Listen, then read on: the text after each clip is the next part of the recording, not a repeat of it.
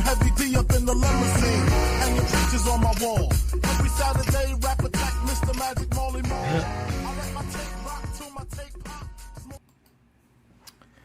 All right, what is up? It's the Bon Jovi point of the season.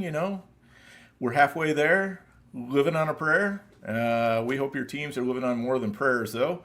And it's time for the Empire. And let's get right into our first topic. I'm still cracking up over that thumbnail for our show. Just real good. Perfect job. So whoever shout did out that to our was producer, Dave Hallerhan. So he did a fantastic job on that. But let's get into the question of the day. Is Joe Flacco elite, and what does that mean for our Bengals shares? Matt, why don't you kick us off here? I think it's really encouraging. You have to be ecstatic after that Thursday night performance. Two things. One, the offensive line is still terrible. It's still, 40-year-old Joe Flacco.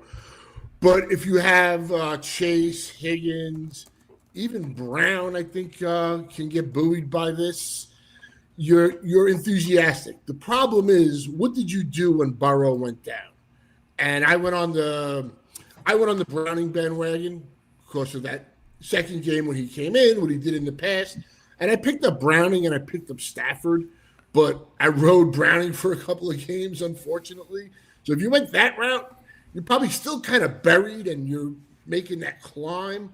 So you have to be, again, enthusiastic over that, encouraged, all those, cliches you want to say. But, yeah, it's not a bad thing. Put it that way.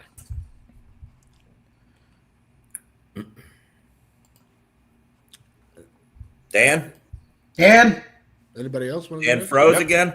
Well, Dan's already frozen, or I don't think so. all right. I'm trying not to be. Okay. All right. Who's next? What are we doing? Anybody? Yeah. Jump in. Yeah, Nelson. Go do it. So I Rough wanted start, to talk. boys. Yeah.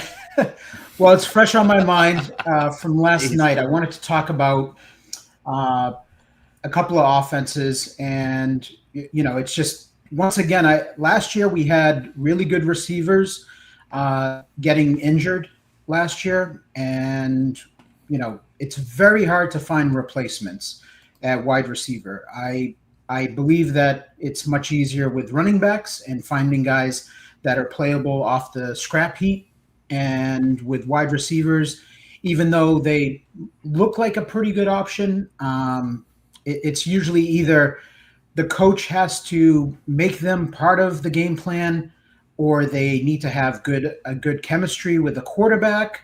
And number three, they need to be talented because they got to be able to win their one-on-one matchups.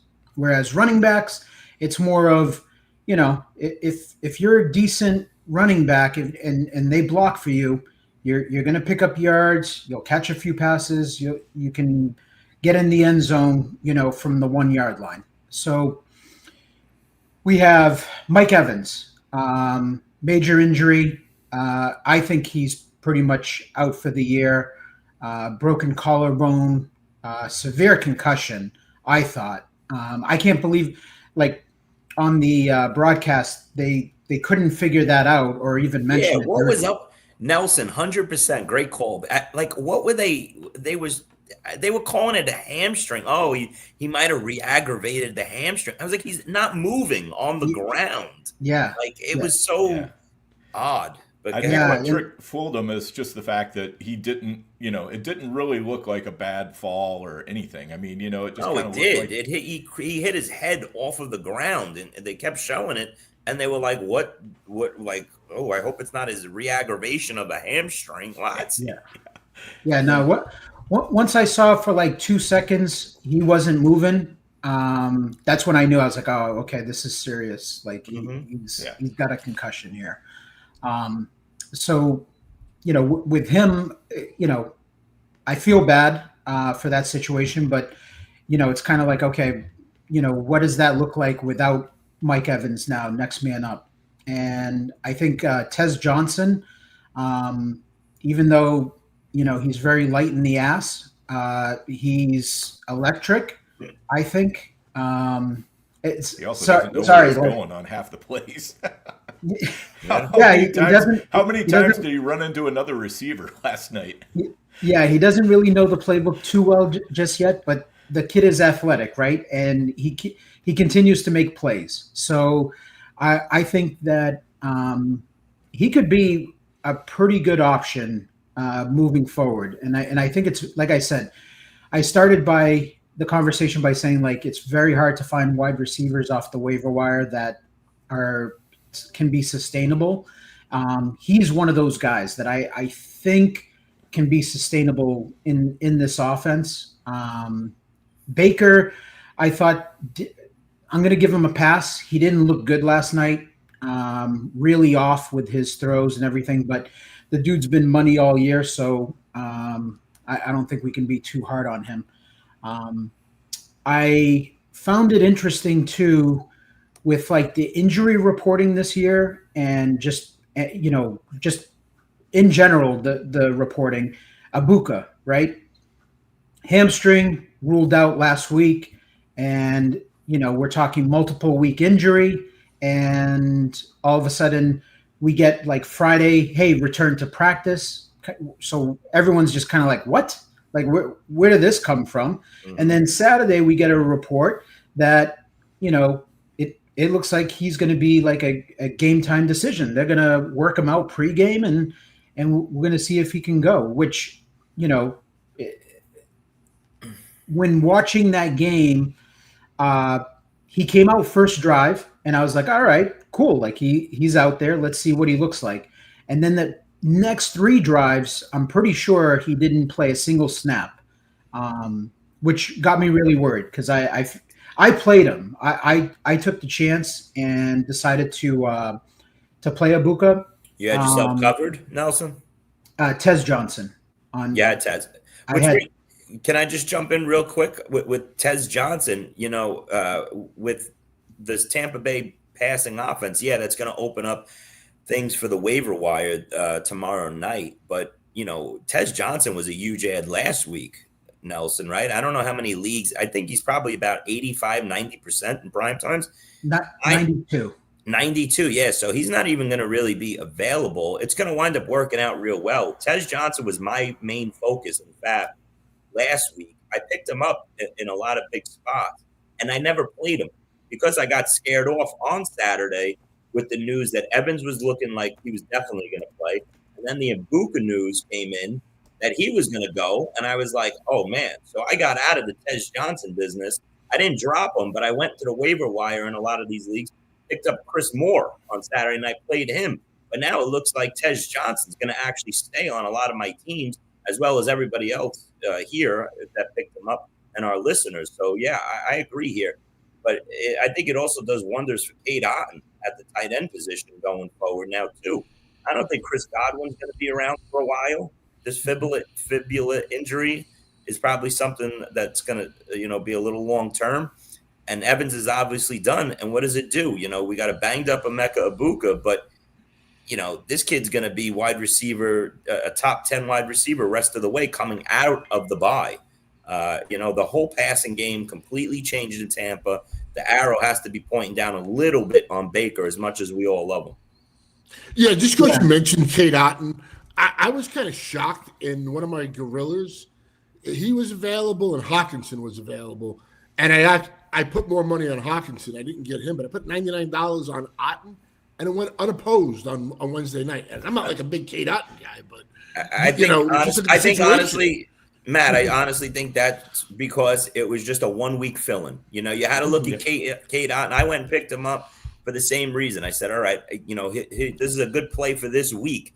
And then I actually sat him in a couple leagues because of the Evans and Abuka news as well. I was hoping that they were both going to maybe be out. But, everybody had to figure, okay, Evans will be back, Abuka will be back in week 9, and it'll be an afterthought.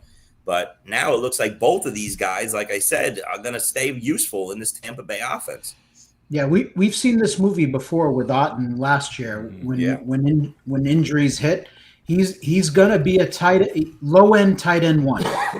He's going to be a guy that you can stick in your lineup. He's going to get targets. And this goes beyond Tampa too. I mean, this is how a lot of teams react to losing one of their wide receivers. It's as Nelson said. It's not like a running back where you plug in the next guy, and if he's halfway decent, he's probably going to do fine for you, and he's going to get a bunch of touches. They can go a bunch of different ways. Like we saw with the Rams.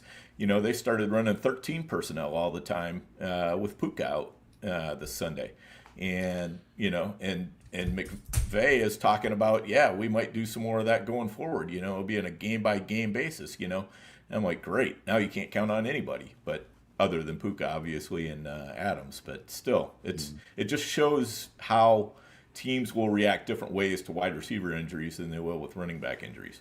Yeah, and we saw it in the late game last night too with Dalton Schultz. Right? Read my mind, Nelson. That's where I was taking it. He's another guy that, with Nico concussion, I don't know how severe it was. It definitely looked more severe than Harrison last week, where Harrison got cleared quickly within a week. There's a day less for Nico to get cleared. It's a Monday night concussion is a death blow for the following week. I was up till 1:30 in the morning watching that game. He walked off the field. He was talking to the trainers as he walked off the field midway through the fourth quarter. But I still think that there's no way he's going to wind up passing concussion test and going. But that leads me back to the point, Nelson, like you're saying, it opens up the door every week on the waiver wire for wide receivers more than it does the running back position. And we got out of week 7 almost unscathed on Sunday with no big injuries. And then we hit Monday night, and then Evans goes down, and then the Nico concussion. That opens up not only the Tampa Bay wide receiver and tight end room, but it opens up the Houston wide receiver and tight end room because Dalton Schultz is sitting there on waivers in a lot of big leagues as well. He was the main focus of Stroud as soon as Nico went down, and also Jalen Noel. So, Noel's available in a lot of leagues as well as Higgins. So these are probably going to be, the main guys in your Fab article tomorrow night, at FTN, right, Nelson?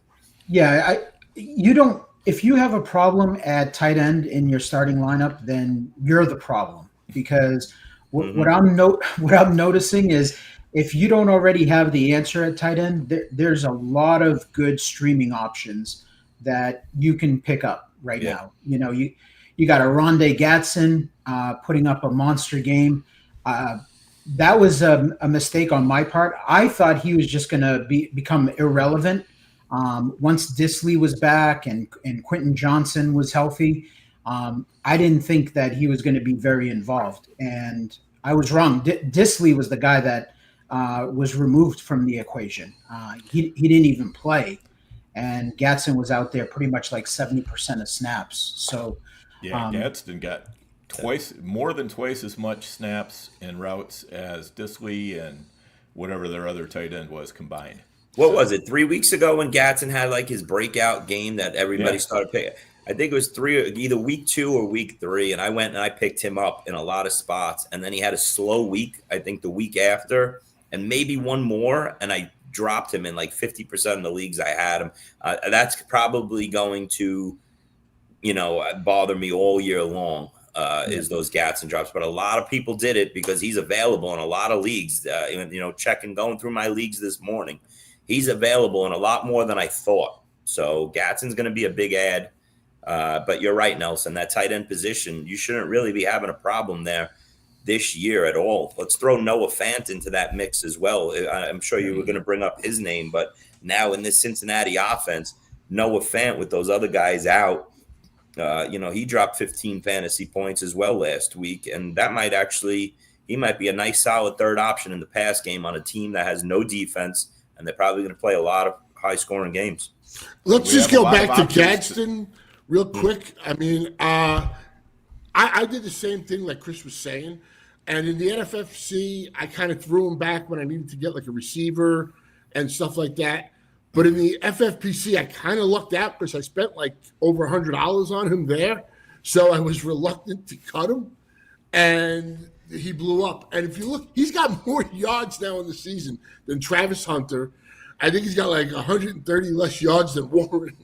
So, I mean, that was a monster game. He looked the part, and hopefully, they ride this wave and use him over Disley and the other guy because he just looks more explosive. I think they will, and it was real easy to kind of put them on the back burner because you're looking at they got 3 wide receivers that are all really good. They're all going to be playing this week. I've got quite a few Gadsden shares. Didn't start them really anywhere, and it's just it lets you know that the tight end is a different animal, a different position than wide receiver. So even though it's kind of like the Tucker Kraft thing.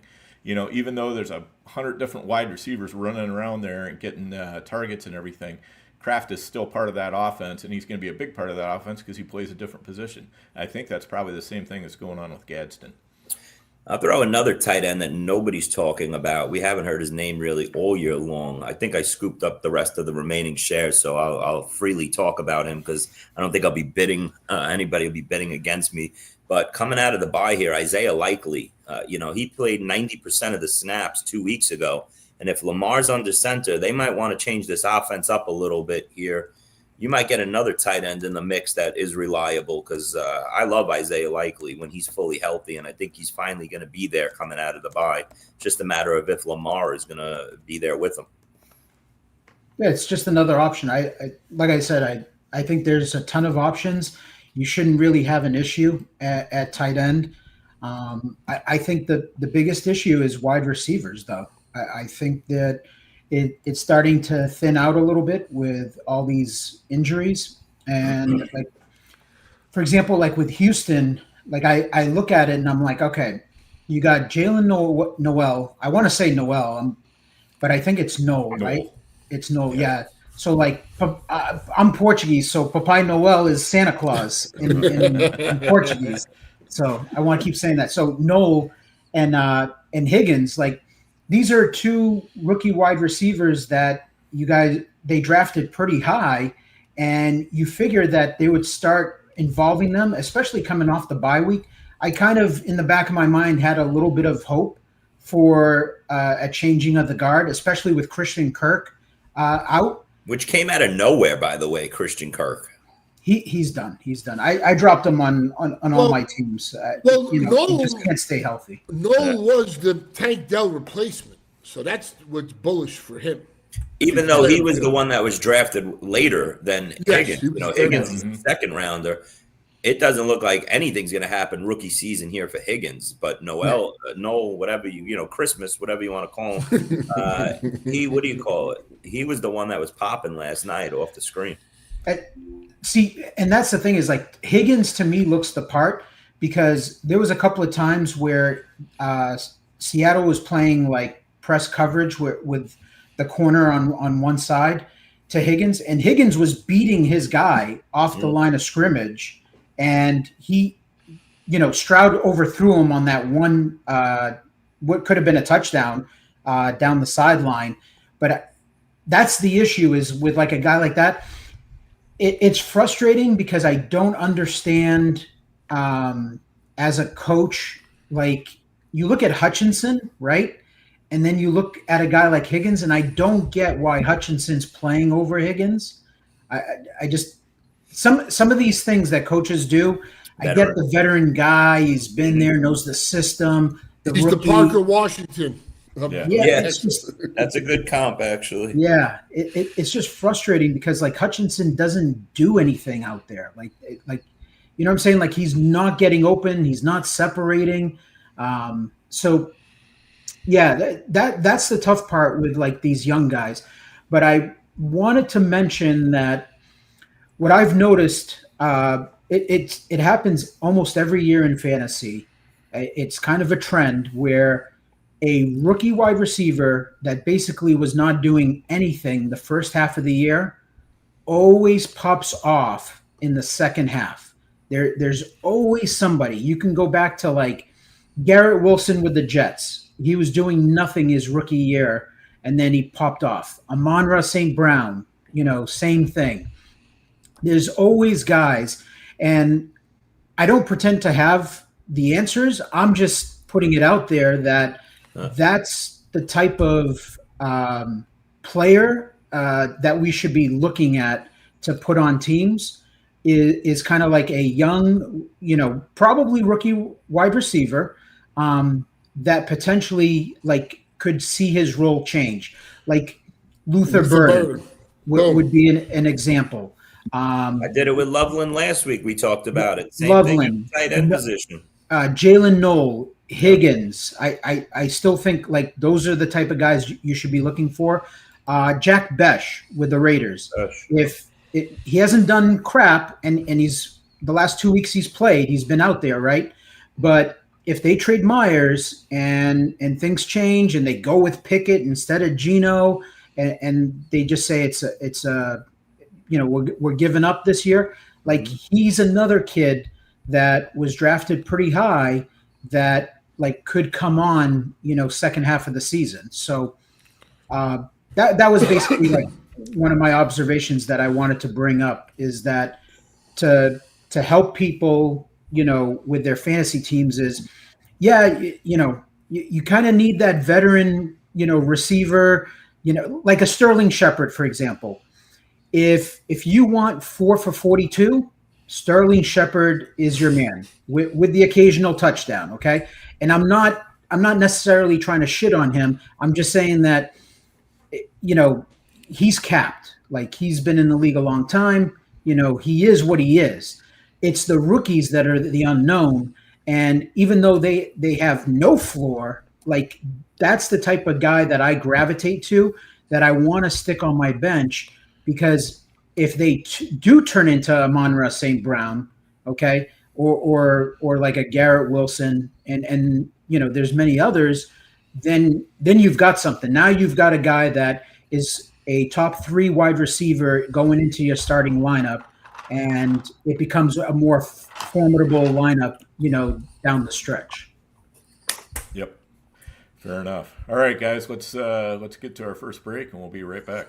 So let's put our hoodie on, and let's talk about Player Profiler's DFS Dominator. It has a cash game optimizer that leverages the projections from Billy and Bradley and Evan and that Player Profiler AI engine to create cash game lineups that certainly have a high floor, but also give you that ceiling. Now, you've probably heard about the most powerful tool of all, our Lineup Genius. We know winning GPPs requires a completely different approach, which is why our Lineup Genius takes you through the process of selecting the quarterbacks in the juiciest matchups. Then it highlights the stacks and runbacks that are available, lets you pick the chalk level, lets you pick the level of correlation with a number of other proprietary settings available to you. Click a button and it generates hundreds of lineups to be imported into FanDuel and DraftKings. And it's just $45 a year, not a week, a year. So go fight fire with a Player Profiler DFS Dominator.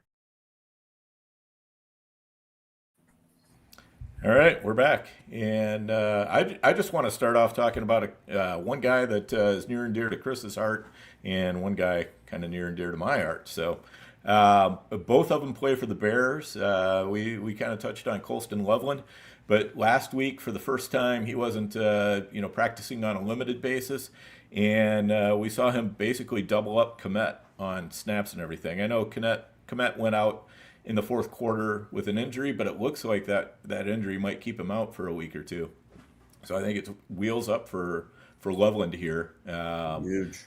Yeah, no doubt about it. And then my guy, Cal Monange, I've got probably more shares of Cal Monange than anybody on the planet, but he has started, we're starting to see a little bit of a Gibbs Montgomery split there in Chicago. And, some of it was the weather and all that. They didn't need to pass a lot against the Saints. The weather kind of dictated a run game, but the way that the split went is, to me, kind of the most interesting thing, because it used to be about, 2/3, 1/3, and on Sunday it was more like 55-45 in favor of Swift. So, and we saw Monange come out and start the game too. So, that's what I was waiting for, Dan. I was waiting. I was going to ask you that if you had your eyes on that game. I have all the games on at the bar, obviously. I looked up a minute into the game, and Kyle Monange was running up and down the field. And I was like, did he get the start? And maybe this DeAndre Swift's had this hamstring issue for a couple weeks now that they keep putting him on the injury report. You get to Friday, maybe Saturday, and all of a sudden it's like, oh, is DeAndre Swift actually going to miss this game? And then he plays and he does well. I did it again this past weekend. But you watching that game, Dan? Monangai actually started, huh? Yeah, it actually started, and we've been hearing a lot of great things from Ben Johnson on Monangai all year. I mean, there's been a steady drumbeat that he really likes the guy, has been looking to get him worked in more and more, and we're starting to see that. Some of it could be related to, the Swift injury, but it just kind of seems to me like they just want to get him in there and get him more touches and make it a little bit more of an even split in that backfield. Yeah, I mean, he looked real good. So he's earned a right to have a nice, split in that backfield. Maybe not 50-50, but maybe it's a 60-40. And we're one more hamstring pull away from Swift for Monangai being a really big part of this offense. Again, last week he was available in one of my prime times, and I thought it was a big ad, not a huge ad, but I bid $89 on him. I won him unopposed. I don't know how 11 other people in a world where the starting running back is one injury away from missing time and giving a guy like Monangai a high-end RB2 role goes unopposed. Nobody wanted it. I didn't even think I would win the bid on 89. I didn't have a lot of money left, but $89 I thought was being like generous, unopposed. And now I got him on, my roster, and it's a good ad. It's somebody you could actually flex out in certain weeks. I think he's going to get 8-10 touches a week. Yep. So I just want to respond to Steve G too. Caleb is awful. I don't think he's awful. I think he had a brutal game. He had a bad game, and it was game. it was rainy and windy. Neither quarterback I thought had a really good game there in that one, but But is it something that we could look at going in the future if there's bad weather in Chicago? Is Caleb a sit? Yeah, that's what I took out of that game. He was dropping snaps. He fumbled at least 3 or 4 times. He couldn't get control of the ball, especially in the red zone. It was just a real bad game. He's having a nice season, but it was a complete bombing. He was in a lot of my lineups. That was the bad part about my Sunday was Caleb's teams. But it's something to keep your eye on. He played at USC, obviously. Is he allergic to this bad weather? And it's something I think you keep your eye on. The wind, the rain. Is it you want to get out of the Caleb business on those days later in the season when the weather is real bad in Chicago? Well, I think Caleb's Soldier Field into a dome stadium now, so What was that, Matt? I said I think Caleb's the second coming of T-Law. I mean, it's early. I'm still going to give him time, but could be. I think I've seen progression out of Caleb this year. You guys agree with that? Oh yeah, I definitely see progression. I like the way he runs. I think this year that's been really good. But if you just look at his statistics analytically, it's pretty awful. I still think he's a matchup based quarterback. He's got I'm not saying he's the worst. He's still got the advantage of having Ben Johnson and the weapons, and he can run. So he's got that going for him. But real life, I agree with Matt. I don't know. I'll say this: the boost could happen when Loveland and say Burden get integrated into this offense. And then you have like Rome and DJ there. It just becomes so many more weapons, So I will give him that. But up until this point, like I said, I'm not just a stat nerd and stuff like that. But I mean, analytically, it's just not there. I think he's got the tools. He definitely has the talent. I just think that he's still struggling with his vision and processing everything, because it's not smooth. He drops back to pass, and he's just sitting there indecisive. It's just not, the ball's not coming out like in a Ben Johnson offense. When you go and look at Goff and you look at last year, it's just smooth. He knows where he's going with the football. If his first read's not there, second read, and the ball's out. With Caleb, he's just holding it, and then he's backing up and he's turning around, and that's the issue. I think it's just the offense is not. There's no flow to it. Here's the optimism for Caleb, and I'm not a Caleb guy. It's that it's his first season in the Ben Johnson offense. They drafted 2 weapons in the first and second round. You know, they traded up for Burden. So you got Rome, who's emerged, and DJ Moore, whether they trade him or if they keep him, you have that veteran presence. So there is upside and hope still.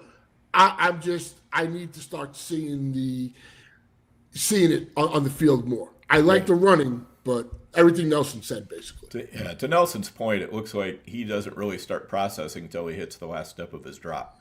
And I think, you know, most of the best quarterbacks are processing as they're making their drop. So, you know, that might be what the issue is. But he just sort of looks like that's the first time he's really starting to look at the field. But Trevor Lawrence was awful again this past week, so we can all agree on that. He's just bad. He still gave us a decent fantasy line. I know, that's the crazy part. Is sometimes the numbers work out for you. Where at the end of the game, because I had to start him in a couple spots, 23 fantasy points in NFFC scoring. I was like, thank God, because it was looking like a 6, like that Caleb gave. But somehow he snuck it out. But he's god awful. He's so obviously, you know, I got a decent amount of Brian Thomas this year, and you know, so every Jaguars another injury to watch, Nelson. That's another injury to watch with that shoulder at the end of the game. Yeah, I don't think it was. You don't think it's anything major? No, I think it was more of him thinking in the back of his mind that he's got fucking Trevor Lawrence as his quarterback. Yeah, he was like, I'll mail it in. Yeah, that's what that was. This game is over. I'm out of here. Yeah. Give me the paycheck. It's frustrating to watch because I swear, like I was texting a friend of mine during the game, you know, Sunday morning, was like every other scrub receiver, Lawrence is on point, right in the chest, right in the numbers, no problem. Brian Thomas, hey fucker, go! You got to make a circus catch, throw it over your head, like all fastballs. Everything's a fastball. There's no touch whatsoever. Oh, he had one. Me and my friend were laughing. He threw 100-mile-an-hour fastball. I think it was at Brian Thomas. He was like 7 feet away from him. He threw. I was like, this guy's just got no touch. Nothing. Yep. Unbelievable. To the point, like Lawrence looked like a 6-point game. At the half of the Chargers Colts game, I was calling Herbert a pile because I started him over Drake May. And I was like, this was such a great matchup. I thought this game was going to be a shootout. And then in the second half, you know, he just went nuclear. So just amazing. So Herbert and then Bo Nix. Bo Nix. Oh, my God. Terrible for 3 quarters. Bo Nix dropped I mean, Nelson, do you remember what Bo Nix had fantasy-wise after the third quarter by any chance? I wanted to try and figure that out, but I'm pretty sure it was single digits. Oh, it had to be single. I was like, man, Bo Nix is going to be – people are going to be talking about dropping this turd because he's been terrible all year long. Then he's down 19-0, bombing at home versus the Giants. Puts up, what was it, 46 fantasy? He was QB1 in one quarter. 42 in the – Was that it what was even less than a quarter. Yeah. Unbelievable. Like an all-time epic game from Bo Nix in the fourth quarter. Epic quarter. Unbelievable.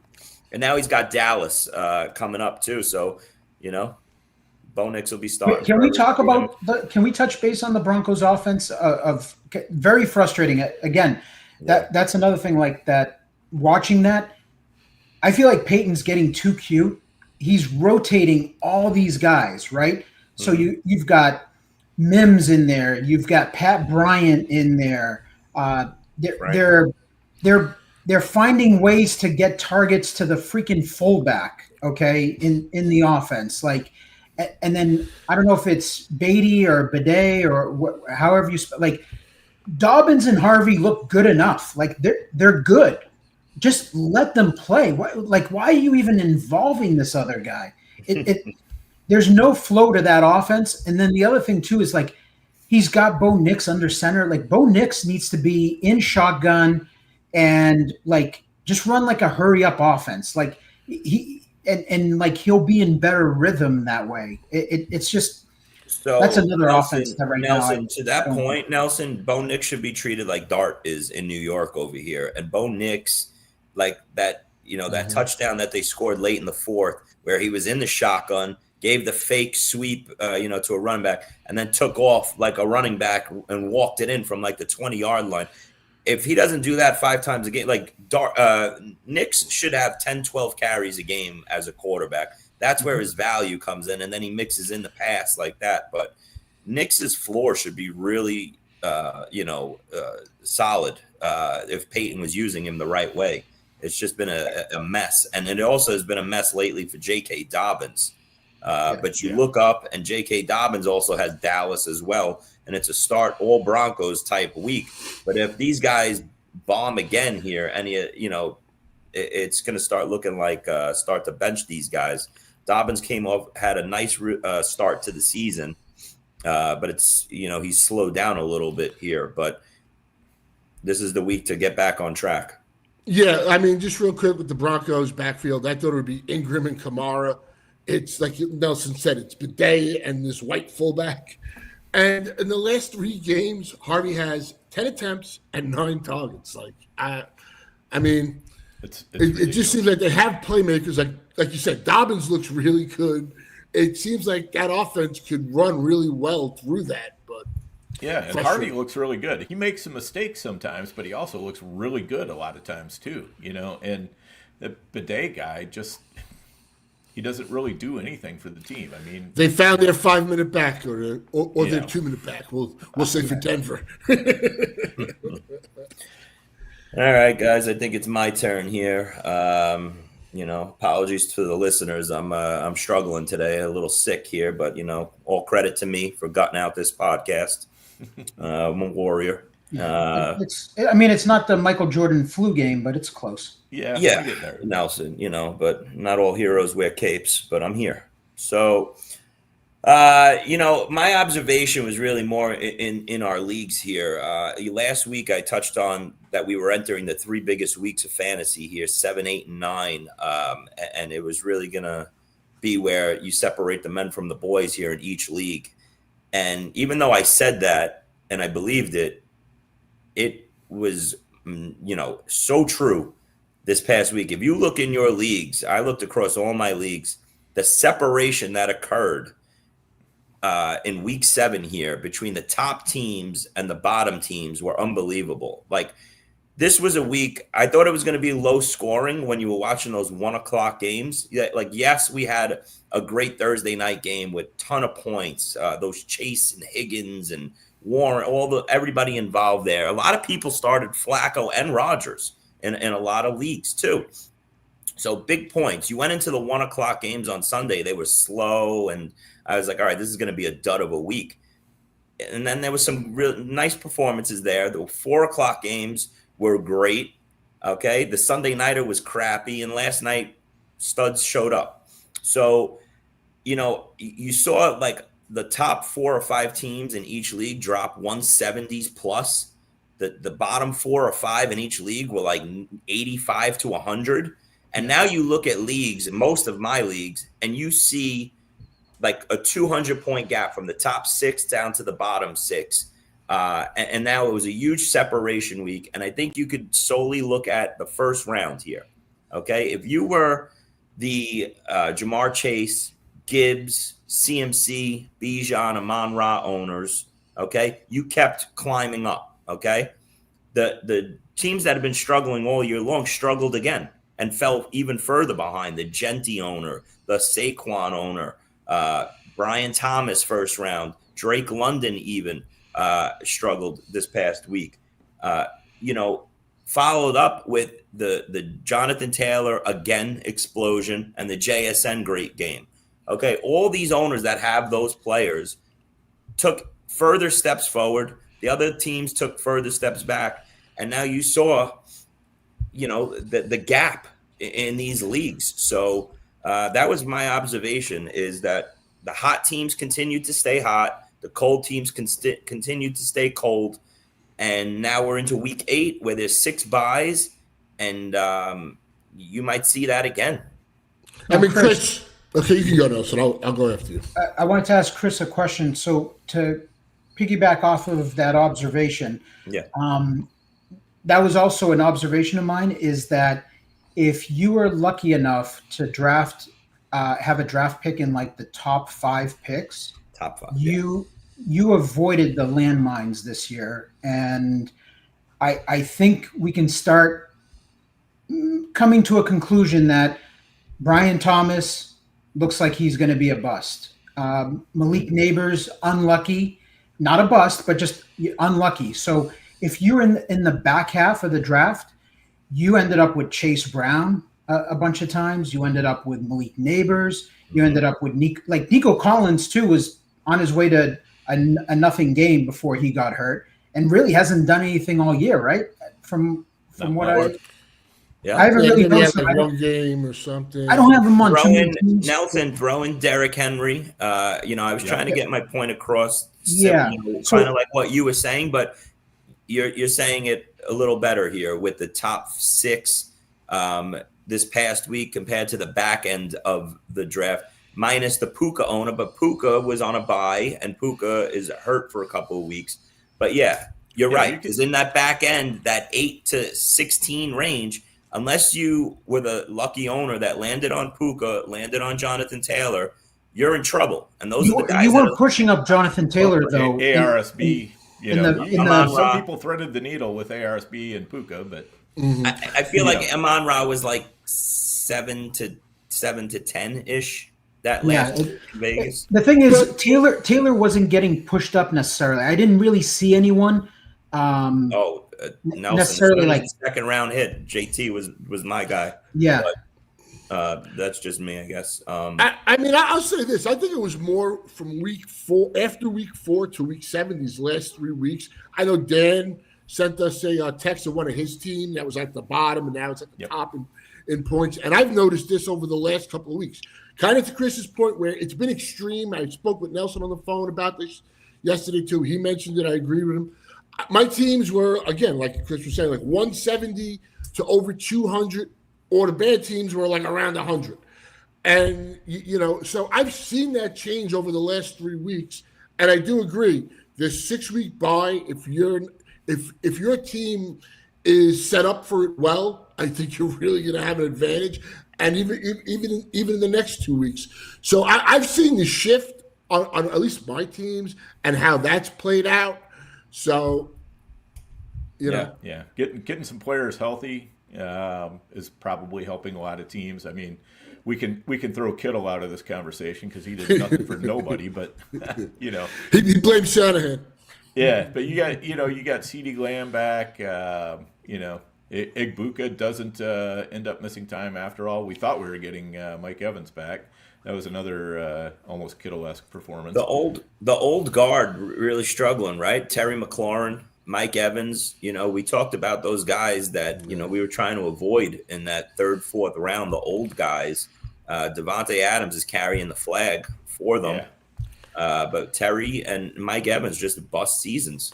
Just the one thing I would add is if you just look back to last season, and I'm not saying it's these 2 guys, but there could be 2 other guys but last year, Ladd McConkey from like week 8 on, BTJ the second half, those guys were just dominant every week. And like you needed those guys. So I'm not saying it's going to be those 2 guys in particular, but we are going to see that. And I mean, I'm seeing that with players emerging and who's going to emerge.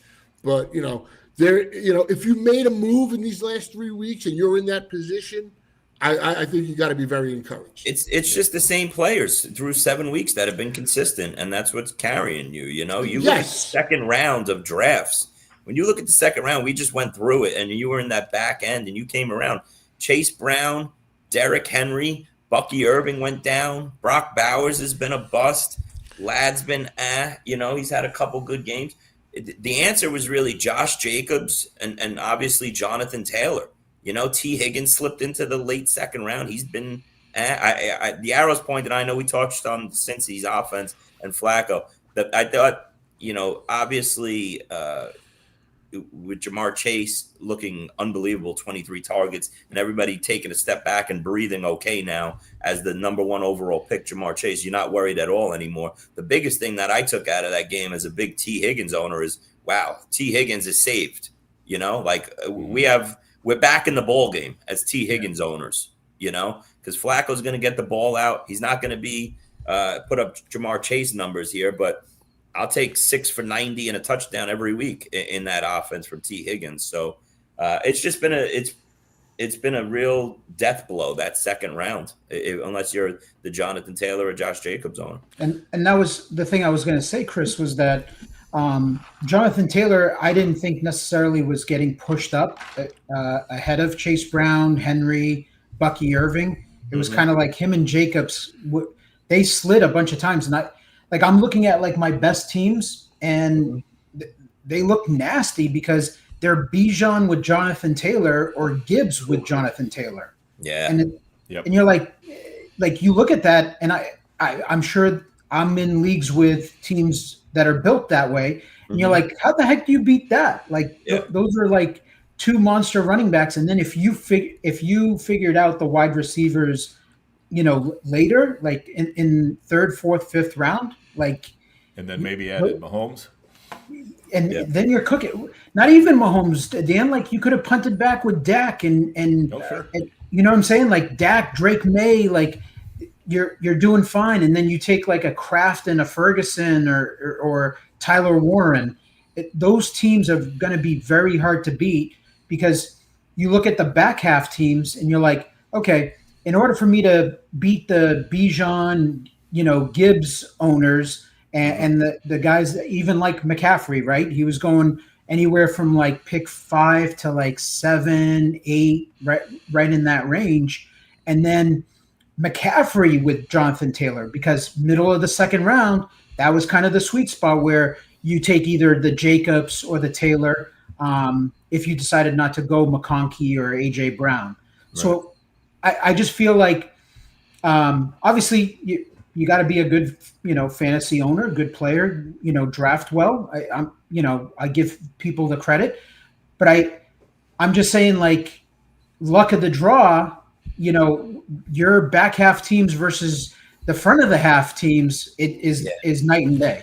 It just I think it's just a huge, and this is, you know, obviously an obvious statement, but what a huge advantage the Bijan, CMC, Gibbs, and JT owners have over the rest of the field right now at the running back position.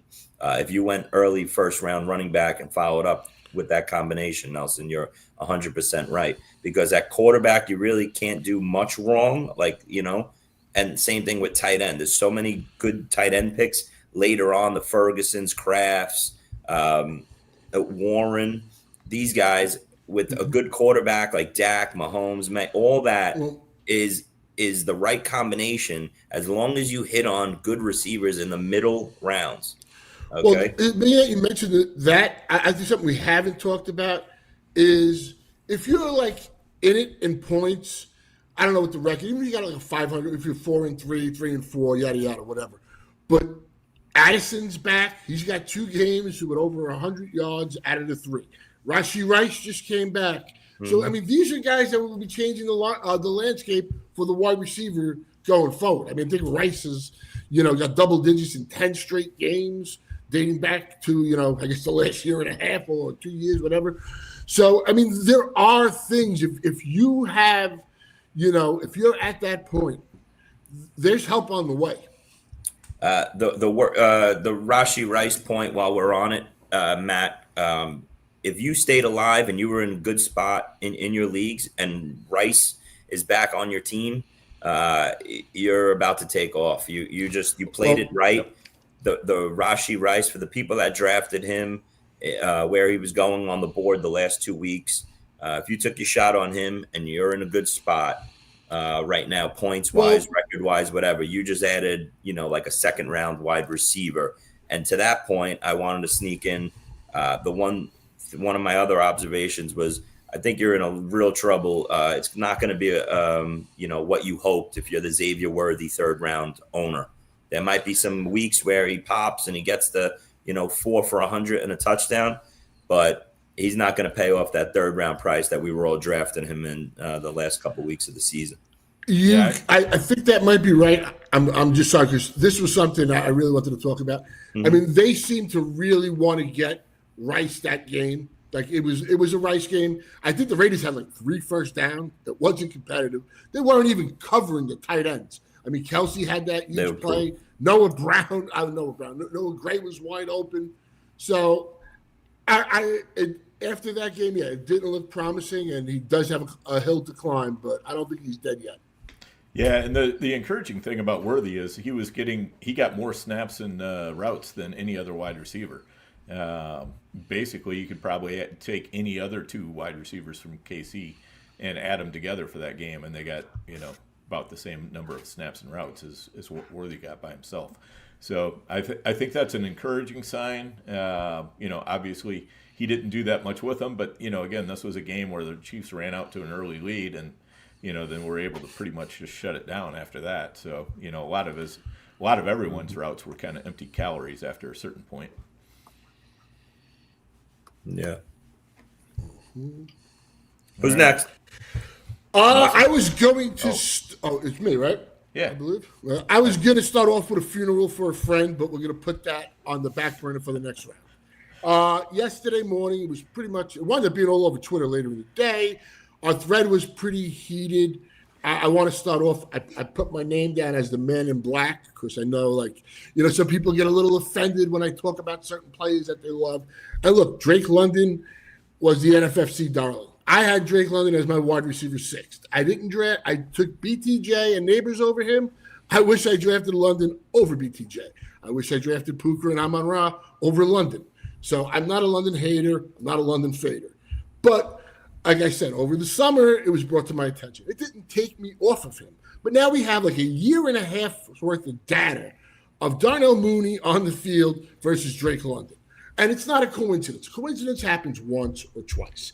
When you got like 23 games total, and you look at London, who's got 400-yard receiving games over that time, and I think 3 of them are with Mooney off the field. And it doesn't make London a bad receiver. London is really talented. I'm a big fan. But you look, and you can say the quarterback or this or that. But you look at Minnesota with Carson Wentz in the last 3 weeks. Justin Jefferson has 200-yard games. Addison has 200-yard games in that span with a terrible quarterback. And you just look at the data, and again, I'm not just a stat guy. I watch the games and all that. But you look at the target share that Mooney gets. That London gets when Mooney's not there. It's 40+%, sometimes over 50. You look at the points per game there. And Mooney this week, and I'm not a Mooney guy, so this is I'm just looking at stuff that looks undeniable to me. Does that mean to bench London or not play London? Absolutely not. London is I'm starting him every game. I think he's going to smash this week, and I still think he could be really good this year. But up until this point, over the last year and a half, it has been pretty damn stark. I think this season in the 2 games or 3 games without Mooney, he's like wide receiver 2. With Mooney, he's wide receiver 28. I'm not making stuff up. I'm not trying to be controversial here. I'm just looking at it, and it was all over Twitter yesterday. Even in the games with Mooney, London still has good analytical numbers. So he's not like he's playing bad. But then you add in if Kyle Pitts is going to get involved. And I know running backs catch passes, but that's been down a lot over the past couple of years. And you got a running back that catches passes on that team, like pretty much, 1 or 2 other guys in the league, or maybe 3. So, Matt, with this information, right? So Sunday night's game, you're watching the game. London gets 10 targets. Mooney gets 5 targets. When you watch that game, did you come away with, whoa, with Mooney in the lineup, London's, not going to get it done? No. I've said I'm starting. I need London on some big teams. My point being, Mooney should have had 100 yards in that game.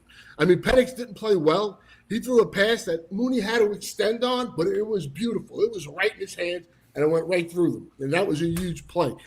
Last year, through the first 14 games of the season, Mooney had more had more yards receiving in 13 games on 20 less targets. Like I said, I'm not just making this up. I looked at it.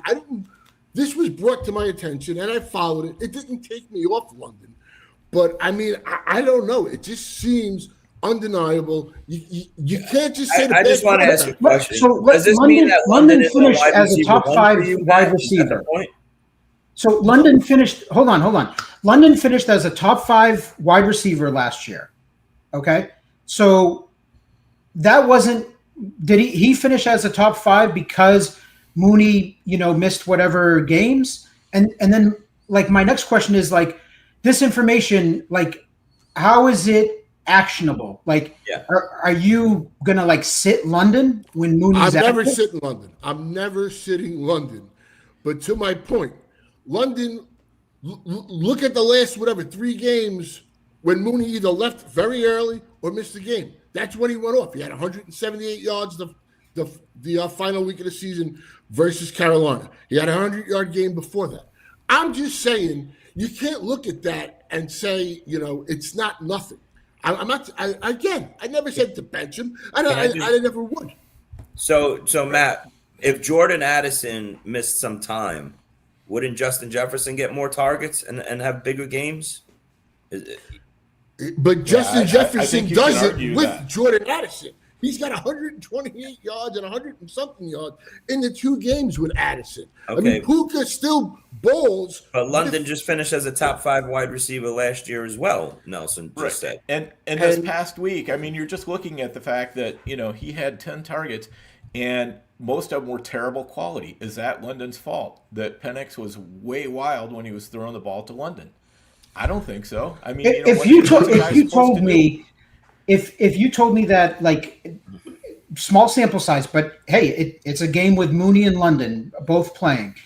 If it was Mooney with 10 targets and London with 5, I would say, okay, we might be onto something here. But I mean, the guy should have had 100 yards. He dropped. Mooney. So what should London caught 50% of his passes? What should he have? The ball was in right in his hands. That was a deep pass. You watched the game. You told me you watched the whole game. I didn't watch the whole game, but I watched enough of it. And the plays I saw, he should have had 100 yards on his 5.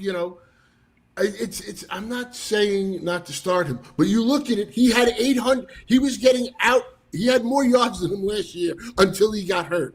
And then you look at the last 3 or 4 games. The guy put up like 500 yards. Matt, Mooney's in the lineup and he's healthy. Is Drake London not a wide receiver 1? He still is. He's still. Okay, so then what's the argument then? Is what I'm saying. What I'm saying is when he's in the lineup, he seems to be capped. He seems to be capped. All right. When so they go on the road, if that's your point, I think my argument would be there's plenty of wide receiver 2s that sometimes have a bigger game each week or more, than the wide receiver 1. But there's nobody that doesn't look at Drake London as an alpha wide receiver 1 for fantasy on a weekly basis. He got 10 targets. That's the way I see it. If my wide receiver 1 gets 10 targets, I'm happy with that. I mean, I'm not thrilled by it, but I'm happy with it. He got 10 targets this week. He got 15 targets week 1. If my wide receiver 1, if my wide receiver 1 is getting 10 targets a game, that's 170 targets for the year. I'm happy. Yes, I'm happy with that. You know who gets 160, 170 targets a year and doesn't finish as a wide receiver 1? It's Garrett Wilson. He never finishes top 5. You understand what I'm saying? So I love targets. And yes, who the hell has Minnesota had? They got Carson Wentz quarterback, and both of their receivers have two 100-yard games in the last 3. So the quarterback argument, you can say that with everybody. What did Malik Neighbors have? And the fact that I'm just pointing out facts. He had like 500 yards receiving, 400 yards receiving in his last 3 games last year, Drake London. So that bolted him in to the wide receiver 5. I guess. I mean, you don't see anything. You don't see anything with that. Is that just chalk it up as like a fun fact because it's not actionable? You're not going to sit London. I'm not saying you're going to sit him, but it doesn't give you any pause for concern when this guy's on the field so far this year. I think going into last night, when Mooney plays, he's wide receiver 28. When Mooney doesn't play, he's wide receiver 2. I'm a lot more concerned about whether it's a road game or a home game because what seems to be the difference here is Penix. Penix plays like crap on the road so far, and that's true until it's not true. And that to me is kind of the big difference. I'm a little bit more leery about the Falcons wide receivers on the road than I am about on them at home. So okay, but in it's two not games, a Mooney thing so much as it's Penix thing. Yeah, but in 2 games, you guys were talking about targets. Yeah, I love targets too. Week one, and last week he had 25 targets in 2 games and less than 100 yards. So I mean, all right. I think we could put the Mooney London debate to rest. I just think you got to talk about things. I don't think we can. I don't think we're putting the genie back in the bottle, Chris. All right. Well, tune in next week for Matt, the London hater, Modica. I'm not, but see, I'm not. And hey, next week we're gonna start at 10:30. Matt and I are gonna start the show before you guys, and that's all we're gonna talk about. But no, I just want to ask one last question. Nobody finds that odd. All the data and everything when they're both on the field together. That doesn't seem odd. Do I find it odd that when they have a quality second wide receiver that he commands a few more targets than the crap that they put out there when that second wide receiver can't be there? No, I'm not surprised by that. Is Mooney Addison? No, he's not Addison. I mean, I don't know. He was out. He had more yards than him before he got hurt last year. That doesn't seem odd. London finished as wide receiver 5. I don't give a shit. Okay. I'm just saying. But the fact was the guy got hurt, and then he put up like another 500 yards when he was hurt. That's all I'm saying. He was getting outgained by Mooney. It's not even like it's Addison. I can say, well, Devontae Adams. So Mooney's a top 5 wide receiver if he doesn't get hurt? I don't know if he finishes top 5 last year. I mean, how can you say that? If Mooney stays on the field, was his trajectory finishing as a top 5 if he didn't get hurt? No, I don't know about that. I don't know. I don't know the answer. I'm asking. I don't know, but him and Mooney had say it was like I don't know, like 9 yards apart. Mooney had 776. I mean 876. He had like 867. So at that point, they were. So here's the thing. I don't find it odd. I find it as it's a coincidence. Call me head in the sand. Okay. I think it's a small sample size, and you have to add more context to it. But 17 games is a coincidence. I pulled it up earlier in the year. The Falcons beat the Vikings 22-6. Okay.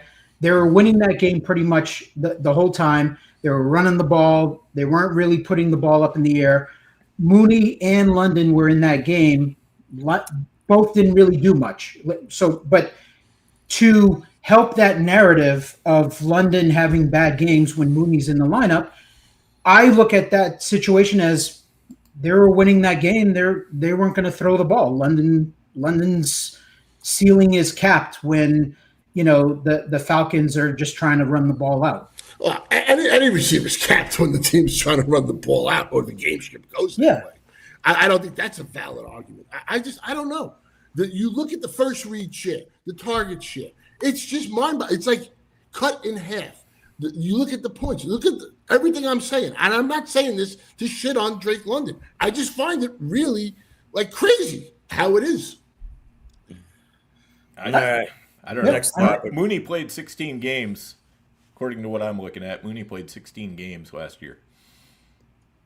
Did he play 16 games? So. He left at least 1 or 2 of them, like early in the first quarter. Yeah, he might have left 1 or 2 of them early, but still. And look at the last 3 games.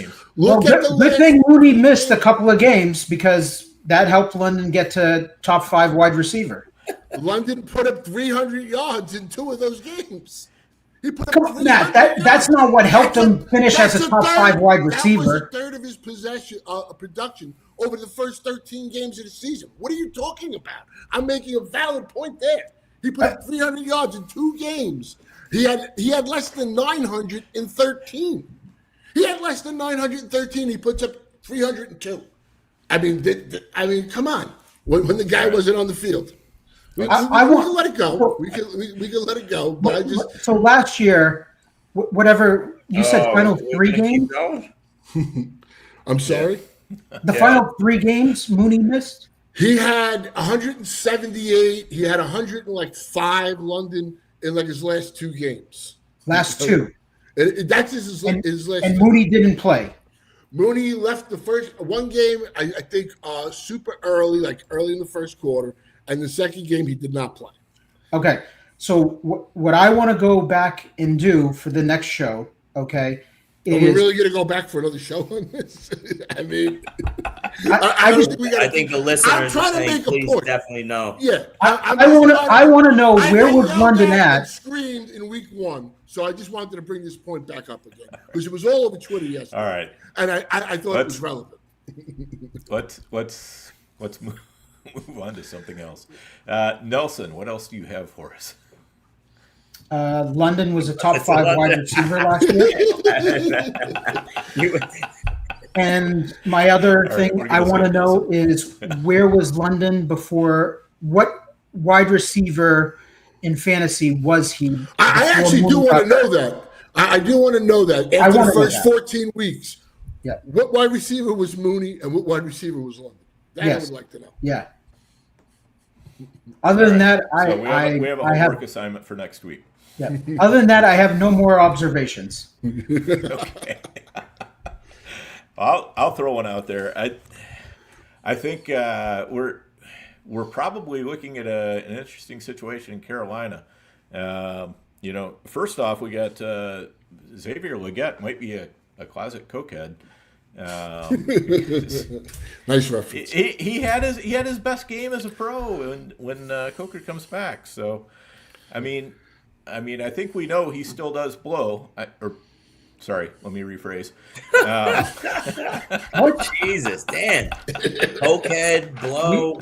My God. Yeah, well, Scarface if Toro doesn't have Jalen Coker doing commercials for snowblowers, I don't know. There's something wrong. But that said, it looks like we're going to get Andy Dalton at quarterback. And I think that's going to be really good news for Tet McMillan and probably all the other pieces in the passing game. Also in Atlanta, sounds like Penix is a little bit, I hate to even say the word Atlanta, but Penix is possibly out too. So, and then we had in Arizona, Kyler Murray goes out and Jacoby Brissett makes this offense look functional. I mean, it seems to me that we have some teams that are just, they have the wrong starting quarterback for fantasy and, and for reality. And they feel stuck with them. You know what I mean? Mm-hmm. So are we putting them in the bucket of Trevor Lawrence that Bryce Young and Kyler Murray we've seen enough of them that we can say that, I mean, you always have like a Baker and like a Sam Darnold, right? That right. Is the outlier, but are these quarterbacks just not good? They need a change of scenery. It's time to move on because it's just not working out with those guys. Because I think they need to go to the McVay school or the KOC school. Yeah.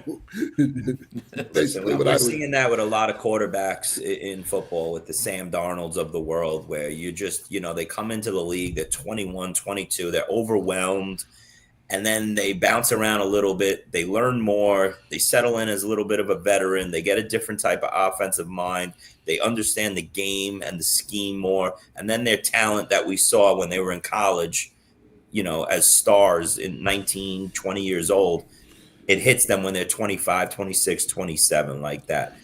But the two situations you just mentioned with Kyler and Bryce Young, there's nothing these teams can do.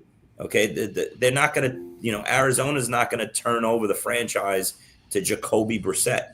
The Panthers have to sit there and eat it with Bryce Young. Bryce Young's, he came on real strong last year. So it's in there. He's got it somewhere in his stomach. Like, they got to stick with him. He's hurt now. This isn't going to be Andy. It doesn't matter if Andy Dalton drops 404 touchdowns for the next couple of weeks. This isn't going to be Andy Dalton's teams too. Some of these franchises are just stuck with these young quarterbacks. They're financially committed to them, and they can't do it. Now, does the system and the team move better with an Andy Dalton or a Jacoby Brissett? Yeah, probably. But some of these teams are handcuffed. They can't do anything about it. And those two are the perfect example. I agree with you, Chris, on Bryce Young. We're only in year 2, and after he got benched last year and came back, he looked like a different quarterback. Mm-hmm. I don't know why he's regressed though. He looks better for fantasy though than he did in reality. Like he still was not a great passer last year. Even after it was the rushing back, touchdown. he was doing a lot of rushing, which kind of skews it for our game. But as far as like, can this guy be a quarterback that can lead a franchise? I think that question was still firmly up in the air. Mm-hmm. Yeah, I think Kyler, we've seen enough of him, right? To kind of decide that he just, he doesn't have it. The team needs to move on. Yeah, he's trash. I'm not I mean, listen, there was points where I stood by Kyler and Trevor Lawrence, and I'm wrong on both. They were just both not good quarterbacks, and I'm out of those businesses. Yeah, so I do agree with you though, Dan, that Brissett and Andy Dalton are probably, if they could start the rest of the year, they would be good for McMillan and Harrison, I think. Yeah, 100%. And, maybe with Bryce Young, it's, again, one of those situations where sitting down for a couple, 3 weeks actually helps him out. And he comes back and, he's kind of a little bit less frantic. And he can play more within himself again. With Kyler, I don't really think that's going to happen. I think, you nailed it. I mean, Kyler, I think if he's ever going to recover as a quarterback, it's got to be in a different place than Arizona because he's just, I don't know, too comfortable there or something. Yeah. It's got to be a Baker Darnold situation where it's time to move on from Arizona and get a fresh start and maybe he can kind of, reignite his career again. Mm-hmm. I got one question that I kind of think is important because I know Isaiah Davis was talked about a couple of weeks ago, and I know Chris had some shares. I got some shares. I think everybody pretty much got some shares. And I've been kind of like terrified to drop him only because if the Jets do trade Breece Hall, and in the last 3 games, Davis has 9 targets, the Breece Hall is 8, which I find a little odd too. So, like, what are you guys doing with Isaiah Davis? Is it just hold till the trade deadline?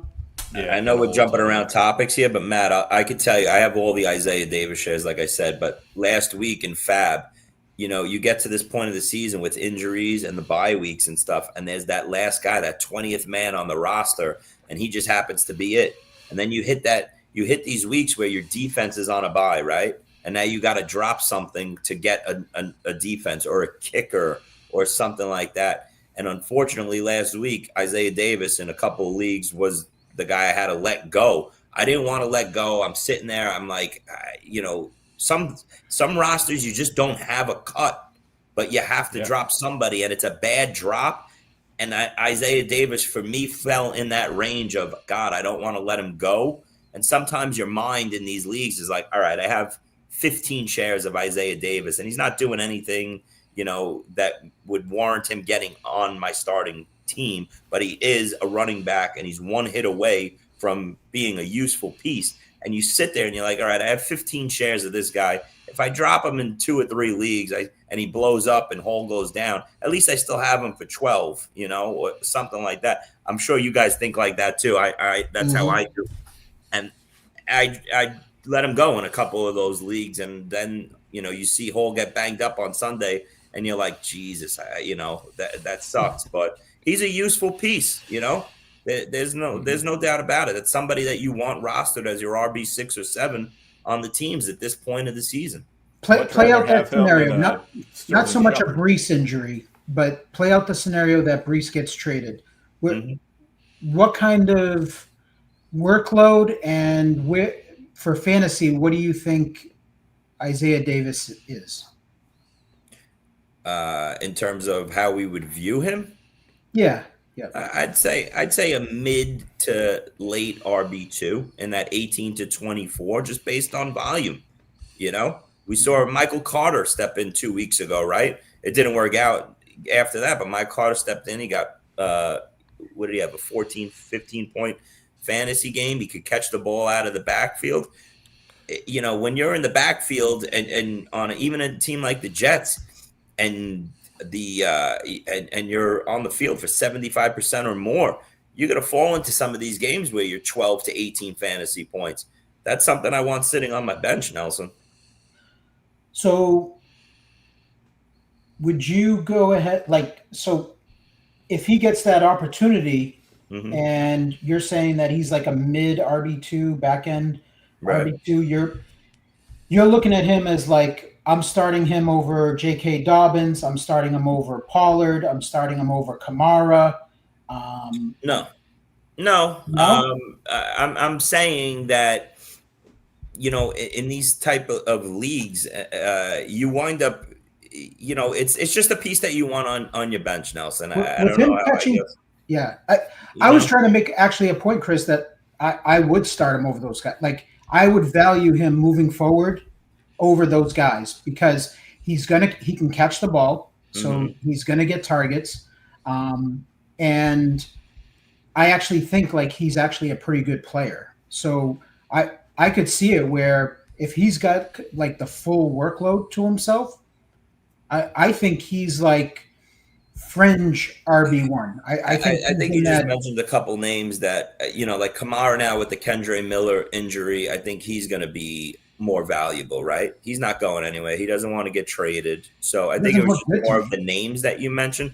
Tony Pollard's arrow is pointing down. So yeah, if you have a Tony Pollard as your like RB2 on some of your teams and Isaiah Davis is sitting there on your bench, yeah, of course you would make that switch and you would hope for the upside of Isaiah Davis catching the ball out of the backfield, having 75, 80% of the workload. So it would be, you know, per team and per roster, you know, what your team and your roster build looks like, but it's just not a guy I wanted to let go. Sometimes. No, that's my point is he's not a guy that I'm letting go. But what, like, you look at all these teams in your leagues and everybody's got 6 or 7 running backs, and you know, what's a good drop at the running back? Like, I can't drop really anybody, and I'm trying to keep my wide receiver rooms short this year. I have a lot of teams where I have just 5 good receivers. I don't have a 6th average guy that is never going to sniff my lineup. My roster construction is very odd in a lot of my leagues, and I don't care.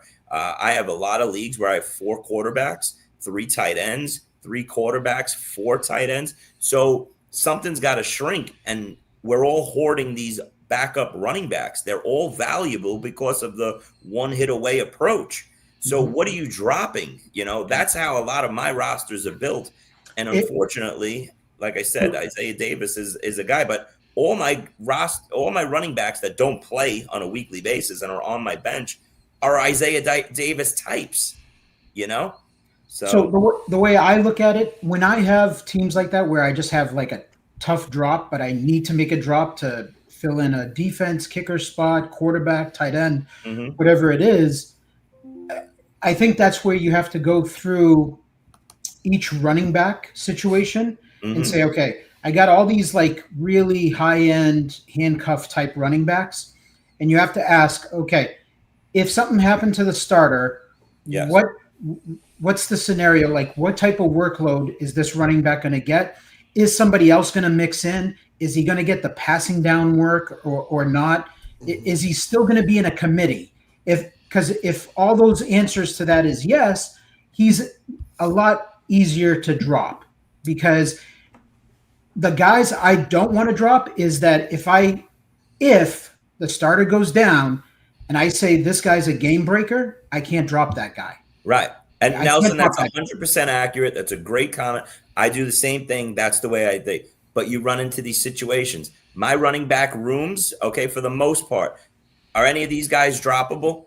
Kenneth Gainwell, No. Blake Corum, No. No. Baishal Tootin, No. Kyle Monungai, No. Ollie Gordon. Yes. Okay, but why Ollie Gordon and not Isaiah Davis? Sure, no problem. So I don't think Ollie Gordon is as good as Isaiah Davis. I think in that offense, he wouldn't be able to replicate what Achane is doing fantasy value-wise. Mm-hmm. And I think that they would involve a passing down back in that offense that Gordon wouldn't get the whole workload. I don't know about that because I just think Gordon. I know the last year in college, I think he got arrested for like a DUI in the summer, and had a really subpar final season of college.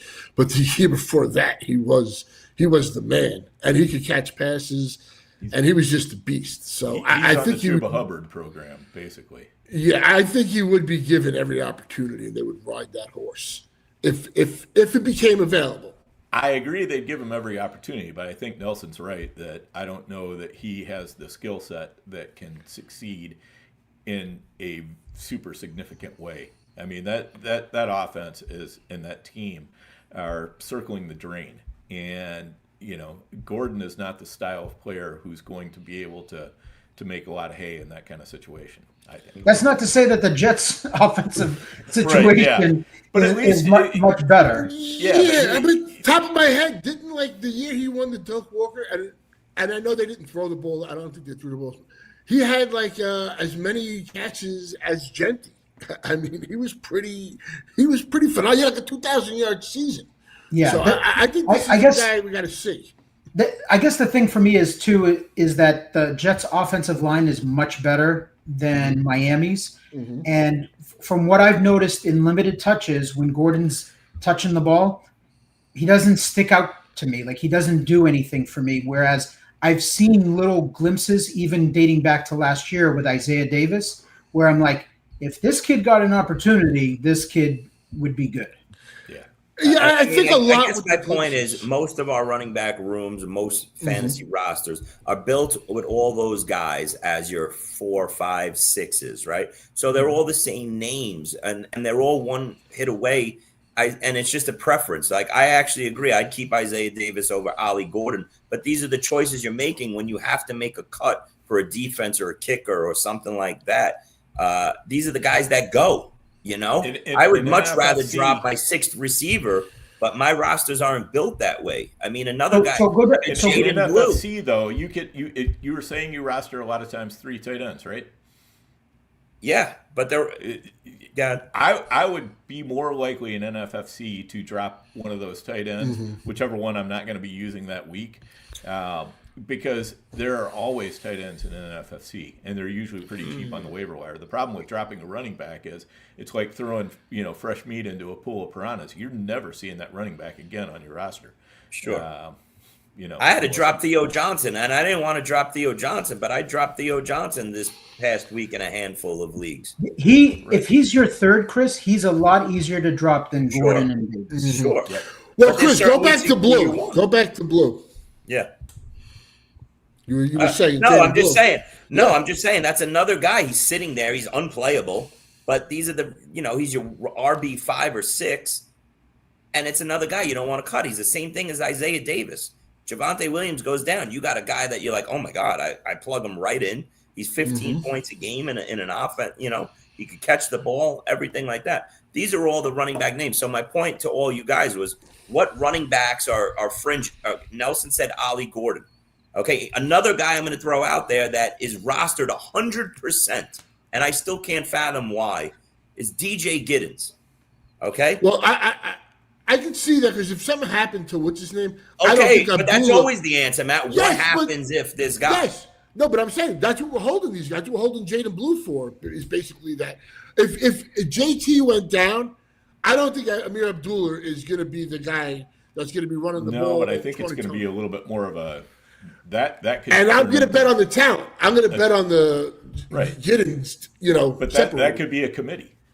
I think it's likely to be a committee. Kansas City. The slow burn. I'm so happy somebody brought him up. That slow burn, slow. I know I'm the minority on this. I can drop Smith, no problem. I think that's crazy. Wow. I think, especially the way this offense is turning into.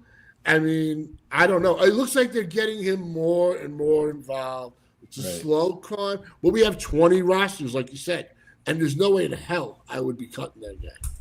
Right, and you know, keep in mind with Rashad, a lot of his stats came in garbage time this past week. I mean, but he had like 40 yards receiving before that. I mean, that game he still looks good. I'm not saying he doesn't look good. I'm just saying you can't look at those 15 carries or whatever it was and say, oh wow. I'll just be honest with you. I look at him as how they integrate him each week. Is he getting snaps? Is this and that? Right. And I think that he's a 7th round pick, just to learn the running back position last year in SMU. So, and this is, like you said, we've seen that story before. We've seen late in the season on multiple occasions, like a Jarek McKinnon just go ham. So, hey, not saying it will happen, but it's something like Jaden Blue might be the best insurance running back out there right now. Because they have nothing else there, and that team's going to score points. Yeah, if something happened to Javonte, I think Phil Maffa might get healthy all of a sudden. I don't know.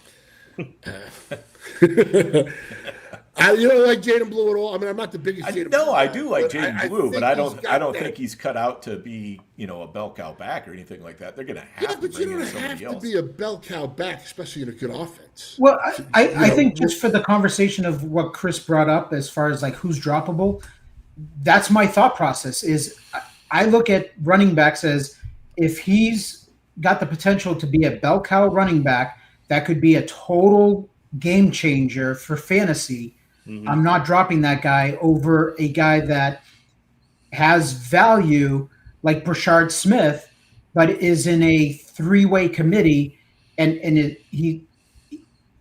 he has value and he's scoring points, but I don't think he can be a game breaker in that offense with Hunt and Pacheco involved.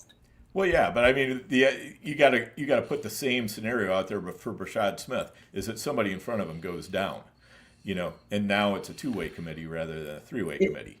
Is he getting enough carries to be a game breaker? I don't think so. I think Elijah Mitchell gets involved.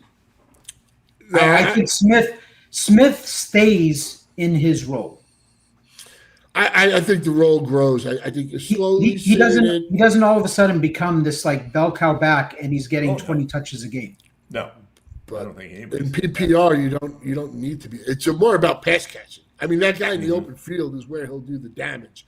And if you're focusing on Rice and you're focusing on Worthy, I mean, you saw it. You saw it with the tight ends. That was one of my takeaways from that game. They were so focused on everybody else that Noah Gray and Kelsey were just like left alone. They just didn't pay attention. Gonna have a field day going forward. But I do have one question. Maybe it's a selfish one for me. This week, Dak goes at Denver. Are you starting Dak at Denver or Drake May home versus Cleveland? All right. Before we get to that, we got to get in another quick break here. So we will be. Everybody could think about that. That one. All right, guys. We'll be right back. And we're back. There we go. Nelson's money. Gotta put in that silence. For Nobody comes back from the break better than Nelson. I'm ready to go. Nelson comes back from the break. All right. Matt, I'm going to jump in. I obviously have the most Dak shares out of almost everybody. I know, Nelson, you do as well. So this will be his toughest matchup for the season, okay? And as this offense is clicking and looking like a complete juggernaut, and there's nothing more exciting for me every Sunday now than sitting down and watching the Cowboys games going forward. This will be the toughest one. But when I was going through, I have 3 different Dak teams that are backed up by Justin Herbert. So I have a good backup quarterback on some of these teams that he would be the only one that I would maybe consider, okay? But I'm only bringing that up because I'm going to say this. We just watched Jackson Dart have a 37-point fantasy game in Denver.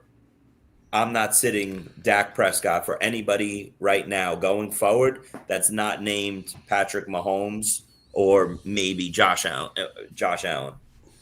Okay. And that's maybe.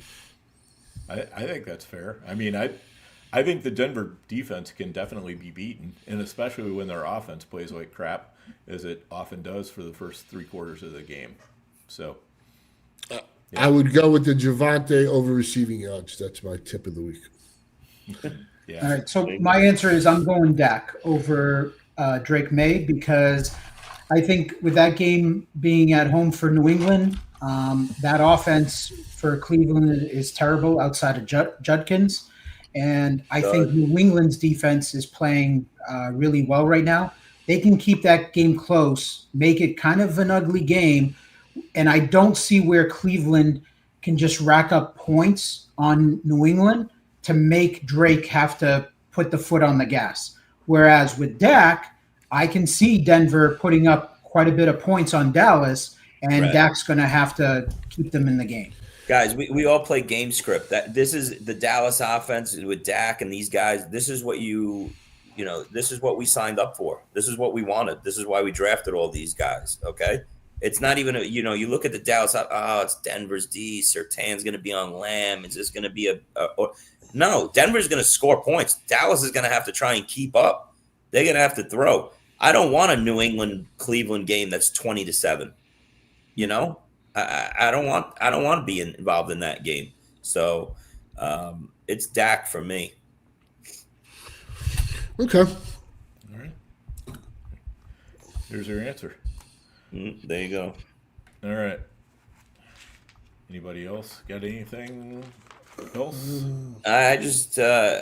Real quick, I just wanted to touch on some guys. Obviously, we touched on Joe Flacco. Matt Stafford has to be mentioned here. The old guard at quarterback is getting it done here. Stafford and Flacco should be QB1s the rest of the way here, top 12 guys weekly with their weapons at their disposal, the 40-year-olds. Not only that, Jaylen Warren, after us worrying when he missed the game and Kenny Gainwell had the huge game, Jaylen Warren went right back into bell cow role, catching it out of the backfield. I think Jaylen Warren is a high-end RB2 the rest of the year. He looks great, passes the eye test as well. I think he was like at 70% snaps to Gainwell's 30. So that was great to see in last Thursday night's game. What else I got? Jameson Williams, nice donut again last night. Shout out to him. Boston pick. He is what he is. I had a J-Mo and Fields team in FFPC where I put up 182 points. I still can't believe that. Wow, that's crazy. And, go ahead, Dan. You got something? well, yeah, I'm just going to say on J-Mo, I mean, he was somebody I threw into my lineups everywhere this past week because I'm thinking, hey, Detroit's defense is, their defensive backfield is completely gutted. This game is probably going to be a shootout. It just shows, sometimes you go into games and you think, oh, I got the script nailed, and you have no idea what's coming your way. Yeah. So, speaking of defenses, week 7 saw actually a great week for fantasy defenses. Dan, in our prime time, I don't know if you noticed my overbid of the Cleveland Browns defense. I bid $79 unopposed. Okay? 79? 79. Hell yeah. Yeah, guess what? I got like 26 Hell yeah. points, right? Nelson, guess what? I had another quarterback on my roster this past week. 26 fantasy points for the Cleveland defense. Yeah. I don't know we're in the business of getting fantasy points each week. If you didn't love the Cleveland defense at home in a high wind game versus that shit Miami offense, I don't know what you're trying to accomplish here. So yeah, I overbid. I loved it. I just didn't love the bid. Atlanta. Well, obviously, I would have got him for $1 because it went unopposed, and nobody wanted the Cleveland defense. I find that odd. I had the don't think Rams it was defense. crazy. I didn't, Huh? I had the Rams defense. No, that's my point. The Rams defense had a great game. I think they were 15. The 15? Texans were over 15 fantasy points. The Chiefs were over 15 fantasy points. I had the Patriots, Chris. So the Patriots had 19 fantasy points. It was a really good week for fantasy defenses in a year where fantasy defenses really aren't good. And there's really not that many good defenses, but it was a good week for fantasy defenses. What's crazy, I'm looking here, the top from 2 to 4 in scoring. Mahomes is number 1. It's Dak, and then 8 points separates between May and Stafford. May and Stafford are 8 points away from there. I mean, Stafford's been a huge lifeline. And he's got to stay upright. I think that's going to be a new segment. The Just for Men quarterback of the week. Only guys over like 36 are eligible. Yeah, but Dart also took another step forward. I mean, these are 3 quarterbacks right there: Stafford, Flacco, and Dart. They all enter the QB1 conversation here. I think you're good with all of them. I got a lot of 3 quarterback teams. Huh? I got a lot of 3 quarterback teams. That's what I'm saying. And who do you drop? You don't want to give. You don't want to give any of these guys. I have a primetime team that's Stafford, Dart, Flacco, and I think Trevor Lawrence. Okay. If anyone's going to get cut, it's going to be Trevor Lawrence. But I don't want to put a quarterback out there for someone in need in my league. So I'm carrying 4 quarterbacks, and I'm just playing the matchup each week. And to the point, I have a lot of them, a bunch of teams that carry 3 and sometimes 4. I will say this: if you look at rest of the season, if the Vikings playoff schedule, I mean, the rest of the season I think is actually pretty good, but their playoff schedule is pretty sweet. Okay.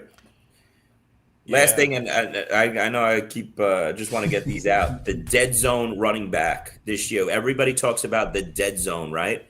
That rounds 4 through 7 on the board. If you drafted a running back in that range this year, it really was the death of you, okay? It really lived up to its name, the dead zone, okay? Here's who went in the 4th through 7th rounds. Ken Walker, Alvin Kamara, Chuba Hubbard, Breece Hall, R.J. Harvey, James Conner, Isaiah Pacheco, Tony Pollard, Montgomery, who's having a bad year, pretty much, Tyrone Tracy. There's only one name that was a good, decent pick in that 4th through 7th round, from picks 37 overall to 72 overall, maybe even 84, and that's DeAndre Swift, who's having a good thing. So if your strategy this year was to hit your wide receivers or tight ends and quarterbacks in that range and get out of the running back business, you're probably having a good year. If you went in and drafted receiver heavy and said, I'm going to get a collection of these guys rounds 5 through 8, you're having probably a shit year. Okay. So that was my last observation right there. The dead zone this year is actually dead. But actually, right after that, there were 3 guys I was. Sure. I'm saying, Warren, Scatterboo's been, He-Man for you, and Jenkins. And even Mason, he hasn't been fantastic, but he's gotten you points, and I think that offense is just going to get better. Jenkins, I just can't believe how the guy came right in, didn't take any time. He's a stud. He's their offense. He's that good. Yeah, I think the dead zone, for the most part, is a most every year phenomenon. Last year we didn't see it quite as much, but most years I think it's something you can pretty much count on. That's where you want to be loading up on the wide receivers, maybe get that tight end in there, maybe get one of your quarterbacks in there, something like that.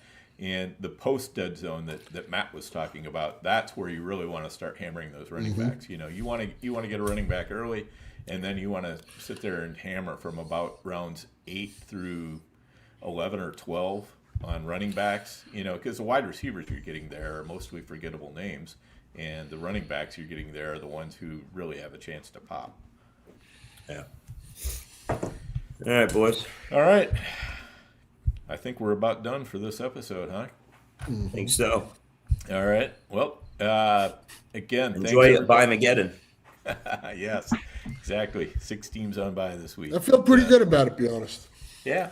I was going through my rosters this morning and, looking again. I kind of looked at it a little bit last week. Per Nelson, always a good idea to get at least a little bit of a look ahead. But, then the injuries come and everything else, and you never know what's going to happen. But looking at it again this week, it's like, not too bad. So, All right, guys, thanks for joining us this week. As always, we love the feedback. Hit the like button, leave us a comment, give us a review. Whatever's appropriate on whatever format you consume the show.